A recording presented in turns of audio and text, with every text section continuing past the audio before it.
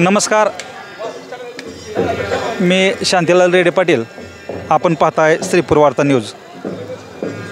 सालाबादप्रमाणे समस्त ग्रामस्थ बोरगाव यांच्या वतीने याही वर्षी अखंड हरिनाम सप्त्याचं आयोजन बोरगाव या गावामध्ये करण्यात आलेलं आहे. तर या सप्त्याच्या आयोजनामधील काही आयोजक हे आपल्या समवेत आहेत.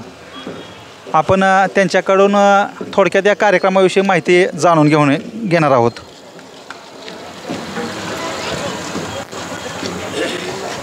रामकृष्ण हरी माऊली. रामकृष्ण हरी. मागील काही वर्षापूर्वी या बोरगावमधील अखंड हरिनाम सप्त्याचा जो कार्यक्रम होता तो बंद पडलेला होता. तर नव्याने या ठिकाणी आपण या ठिकाणी चालू केलेला आहे कार्यक्रम. तर ही संकल्पना कशी काय सुचली आपल्याला? हा एक कार्यक्रम होता आमचा विणकरी विठ्ठल सुतार म्हणून. तिथे गेल्यानंतर वाटलं की बाबा आपल्या गावात कार्यक्रम सगळंच बंद पडले ते, त्याच्याकरता आपला एक सप्ताह करावा. ही एक सगळ्या वारकऱ्याला घेऊन आम्ही आपलं बसलो आणि ठरवलं की बाबा सप्ताह करायचा. सगळ्यांनी होकार दिला. नंतर मग ही आपली सुरुवात केली आम्ही. आपण बऱ्याच ठिकाणी पाहतो की सप्त्याचा कार्यक्रम हा एकतर मारुती मंदिरामध्ये असतोय किंवा पांडुरंगाच्या मंदिरामध्ये असतोय. आपल्या या ठिकाणी बोरगावमध्ये श्रीनाथ मंदिरामध्ये सप्ताह या ठिकाणी चालू केला आपण. त्याच्या पाठीमागे काही कारण आहे का? कारण म्हणजे कसं आहे, विठ्ठल रुक्मिणीच्या मंदिरामध्ये वारकऱ्याची सोय होत नाही. तिथं बऱ्याच काही अडचणी येत्या.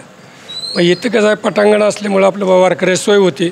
बाहेर जाता येतं किंवा जे टाळकरी आहेत त्यांना उभं राहायचं जागा पुरत नाही. आता तुम्ही तरी बघतायच 50 ते 60 टाळकरी असते ती. त्याच्यामुळे तिथं उभं राहायला सुद्धा जागा नसती. म्हणून आम्ही आपलं नाथ मंदिरात आपलं म्हणलं करावं. पटांगण आहे, सगळी सोय बी होती, जेवणाची सोय होती आणि बाकी बाहेर बी जाता येते. संडास बाथरूम ही वारकरी सोय होती बाहेरील माणसाची. त्याच्याकरता आम्ही आपल्या नाथ मंदिरात गेला. या ठिकाणची जी जेवण व्यवस्था असते ते जेवण ठराविक लोकांसाठी असतं का? या ठिकाणी जेवढे लोक या आपल्या सप्ताह कार्यक्रमाला येतात त्या सर्वांना जेवण व्यवस्था असते? हां, सर्वांना जेवण व्यवस्था असते. कारण बाहेर जे आहेत आपली पंक्ती देतात त्यामार्फत आपलं हे अन्नदान होते.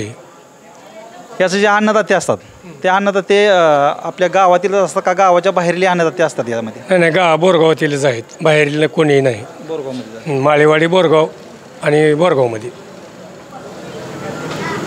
आता याच कार्यक्रम घेण्यासाठी एक भरपूर मोठ्या प्रमाणात खर्च येतो आणि या खर्चाचं नियोजन नेमकं कसं केलं जातं? नियोजन म्हणजे कसं आहे, आपले तिथिमितीवाली म्हणजे तुकाराम बीज म्हणा, गोकुळाष्टमीचा, माऊली समाधी सोहळा, एकनाथ षष्ठी यामार्फत जी काही लोक आहेत किंवा आरण 4 जण आहेत यामार्फत आम्ही ती गोळा करतो. आणि आमची जी वारकरी आहेत 25 त्यांच्याकडून 1,500 रुपये आम्ही गोळा करतो. त्यामार्फत आणि गावकरी काय देतात त्यामार्फत हा खर्च बाहेर पडतो आमचा.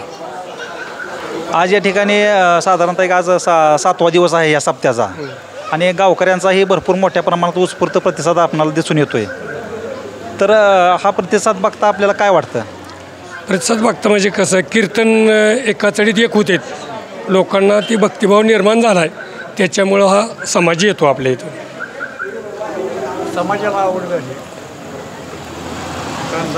समाजाला आवड झाली म्हणजे संप्रदायाची भक्ती मार्गाची आवड निर्माण झाली. गावकऱ्यांचा उत्स्फूर्त प्रतिसाद दिसतोय. हा की भरपूर आहे. मी बोलतो.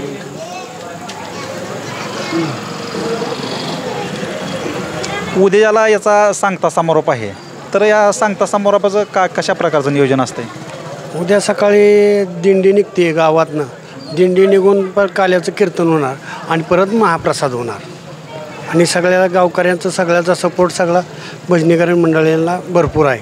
देणगी भरपूर देते. सगळी कीर्तनाला येते. ती सगळ्याची बसण्याची व्यवस्था नाथ मंदिरात होती. आणि शिवाय पर आपलं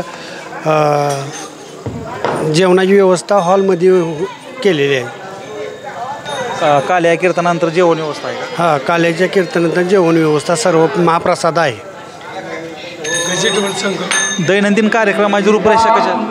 गजेटवर दैनंदिन कार्यक्रम सकाळी काकड आरती काकडा असतो सकाळी आणि परत तुकाराम गाथा पारायण वाचन असते आणि परत संध्याकाळी 5 वाजता हरिपाठ आणि संध्याकाळी 7 ते 9 कीर्तन सेवा होती आणि परत महाप्रसाद परत जेवण असते.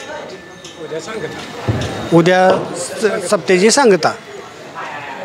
आपण पाहिलं या ठिकाणी अखंड हरिनाम सप्त्याचा हा जो कार्यक्रम होता, तर याचं दैनंदिन कार्यक्रम कशा स्वरूपाचा असतात, अन्नदाते कोण असतात किंवा येणारा खर्च हा कशा स्वरूपात केला जातो, तर अशा अनेक विषयावरती आपण या ठिकाणी या सप्त्याच्या आयोजकांकडून माहिती जाणून घेतली. श्रीपूर वार्ता न्यूज चॅनलसाठी शांतीलाल रेडे, बोरगाव.